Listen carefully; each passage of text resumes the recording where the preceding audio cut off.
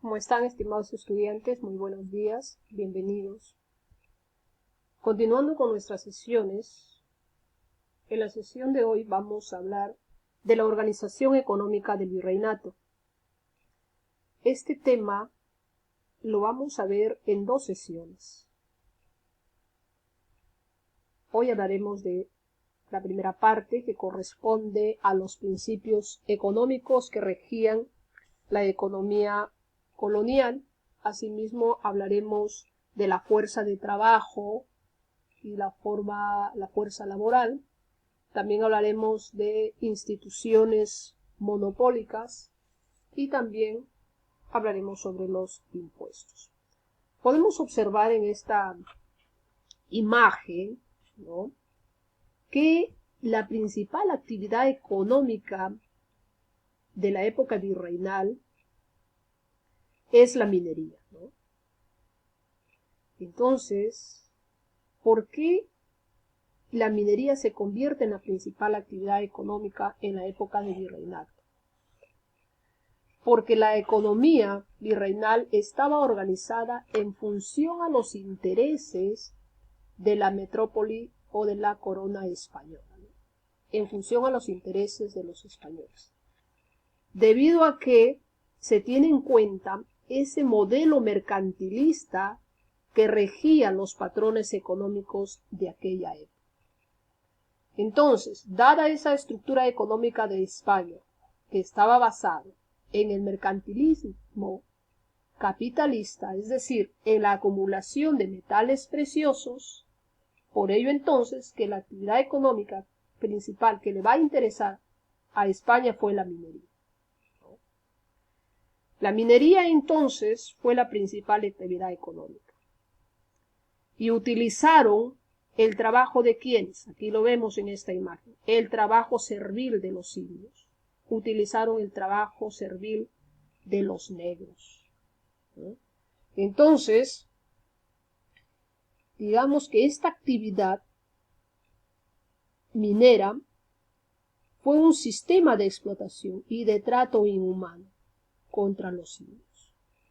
Empecemos ahora mencionando cuáles son las características principales. Bueno, la economía virreinal entonces se basó en tres principios económicos: mercantilismo, monopolismo exclusivista e intervencionismo. El mercantilismo, pues, una doctrina económica que propugnaba que un Estado era más poderoso mientras más acumule metales preciosos.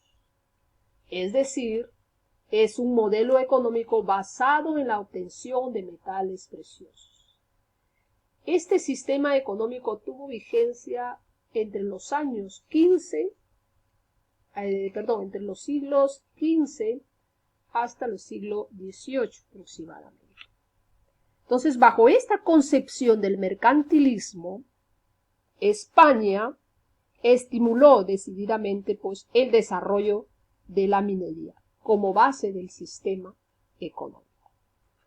El monopolismo exclusivista, que dice, según la cual España, pues, se va a reservar el derecho exclusivo de comercializar con sus colonias americanas. Prohíbe así entonces que las colonias comercien con otra potencia europea. Es decir, se evidencia el monopolismo exclusivista en el hecho, pues, de que solo España es el único país que podía comercializar con sus colonias. Incluso cuando ya se crean otros virreinatos, ni siquiera los propios virreinatos podían comercializar entre sí. ¿Ya? Además, España va a tener la exclusividad del comercio con los puertos de América. Pero este monopolio comercial llega a su fin en el siglo XVIII, con el decreto de libre comercio que fue dado por el rey Carlos III de Borbón en 1778. Otro de los principios económicos es el intervencionismo estatal. ¿En qué consiste el intervencionismo estatal? Es decir, que España va a interviene en todas las decisiones económicas y de producción. España, pues, va a determinar, por ejemplo, los productos, ¿no? Y las cantidades que se podían producir dentro del virreinato del Perú. Por eso es que dice que se refiere a la capacidad de intervención directa que tenía la monarquía española sobre los asuntos económicos de sus colonias. Entonces, solo España es el único que interviene en forma directa en todas las actividades de sus colonias, ¿ya? Prohibió, por ejemplo, España elaborar ciertos productos, ¿no? Acá en el Virreinato del Perú, con el fin de que no se le haga competencia con los productos que ellos traían desde España. Y también prohibió ciertos cultivos, ¿no? Como por ejemplo la vid, el olivo, ¿no? Con el propósito de que no hayan materias primas para poder elaborar pues los vinos y los aceites, porque estos productos del vino, los aceites eran traídos desde España, ¿no? Hay dos instituciones monopólicas, instituciones de control comercial que España va a crear, ¿no? Con el propósito de poder controlar ese centralismo o monopolismo comercial y así aislar al continente americano respecto a los demás países de Europa. Por ello entonces España va a crear dos instituciones monopólicas. La llamada Casa de Contratación de Sevilla, que fue una institución, primer organismo que va a ser creado por los reyes católicos en el año de 1503, un 20 de enero de 1503. Eso se hace con el fin de reglamentar, de controlar el comercio entre España y sus colonias. Casa de Contratación de Sevilla porque tiene su sede en Sevilla, ¿ya? Esto entonces se va a tener un control estricto. Va a evitar el ingreso de manufacturas o de comerciantes extranjeros en lo que son los dominios de América. ¿Cuáles eran sus funciones? Encargado de fiscalizar, de regular el monopolio comercial entre España y sus colonias. Fue como una especie de tribunal que también resolvía litigios de índole comercial. Supervisó las flotas y los galeones, ¿no? Entonces, además, se encargaba pues de la compra y venta de las mercaderías. Además, también recibía y custodiaba los metales preciosos. Cobraba impuestos en mucho también de las mercaderías que entraban, que salían, y por último también resolvía los conflictos, pues, ¿no?, entre los comerciantes marinos, ¿no? Por eso fue un tribunal que resolvía los litigios de intercomercio. Y el Tribunal del Consulado fue otra institución, ¿no? Este es un organismo que se crea en 1593 por el virrey García Hurtado de Mendoza, pero que empezó a funcionar en 1603, ¿no? Estaba integrado por los comerciantes más ricos de Lima, conocidos como la aristocracia comercial criolla. Entonces, agremiaba, digamos, a todos los mayoristas arraigados en Lima. Esta Tribunal del Consulado organizó la Armada del Mar del Sur para poder evitar el ataque de los piratas y de los corsarios. Por lo tanto, entonces, también actuaba como juez para tratar algunos asuntos netamente comerciales, ¿no? Regulaba la distribución de productos en el virreinato, recaudaba los aranceles, es decir, establecía fletes, ¿no? Es decir, establece los impuestos que deberían pagar también los productos tanto importados como exportados, y fijaba también precios de mercaderías. Y como dijimos, preparaba las defensas terrestres para evitar el asalto de los corsarios, de los piratas. Por ello entonces que financió la llamada Armada de la Mar del Sur. Ahora, el trabajo y la fuerza laboral. Bueno, la fuerza laboral estuvo representada por el trabajo de los esclavos negros y de los indígenas. Los esclavos negros fueron empleados fundamentalmente en los sistemas de plantación, trabajaban en las haciendas y en menor medida, digamos, en algunos casos trabajaban en los lavaderos de oro. También trabajaron o fueron requeridos para el servicio doméstico.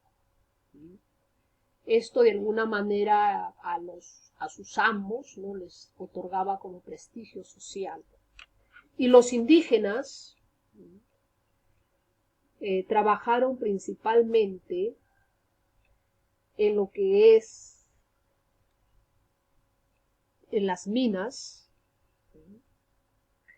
Muchos de ellos, de estos indios que trabajaban en la mita, se les denominaba mitayos, era un trabajo forzado, ¿no? Y sabemos que este reclutamiento de los indios mitayos era realizado por el corregidor a través del cacique. Entonces ellos representaron el sostén de la economía colonial. Dentro del grupo de indígenas podemos distinguir, por ejemplo, los indios mitayos, ya dijimos que eran aquellos que trabajaban por turnos de las reducciones, ¿no?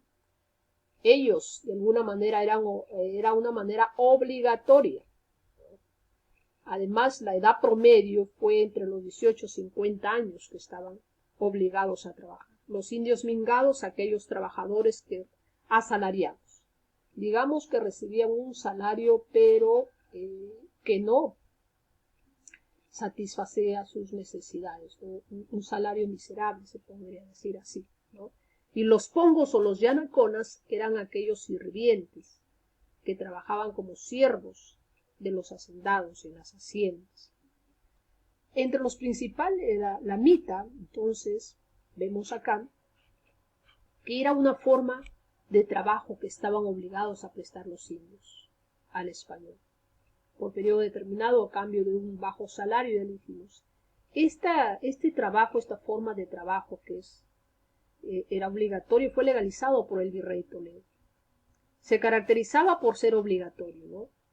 Los indios, sobre todo que vivían en las reducciones, y la edad promedio fue entre los 18, 50 a 50 años.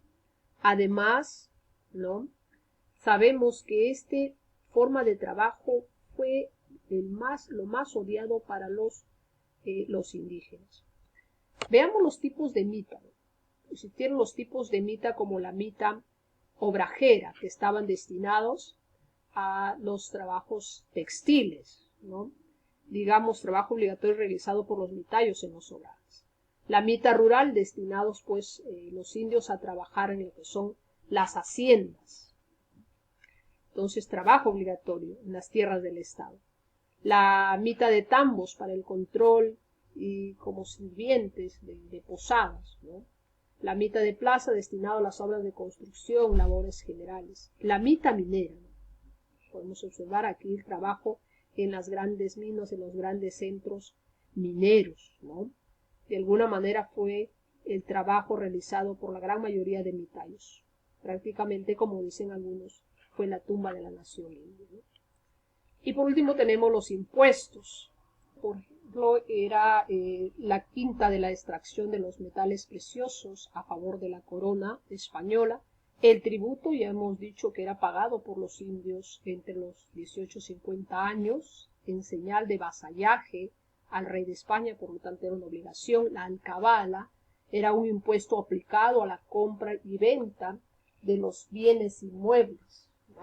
El alfarijasmo, un impuesto de importación y exportación aduanero, ¿no? Entonces aquí de alguna manera se cobraba impuesto a la mercancía que entraba y salía por los puertos. Las lanzas, impuesto a la compra y venta de títulos de la nobleza, tenían que pagar también un impuesto a aquellos que tenían títulos nobiliarios. La avería, un impuesto a la mercadería traía en los galones, ¿no? Eran los gravamen, como lo dicen las mercaderías procedentes de otro lado del océano Pacífico, ¿no? El diezmo, que también era un impuesto de la producción agropecuaria por el sostenimiento de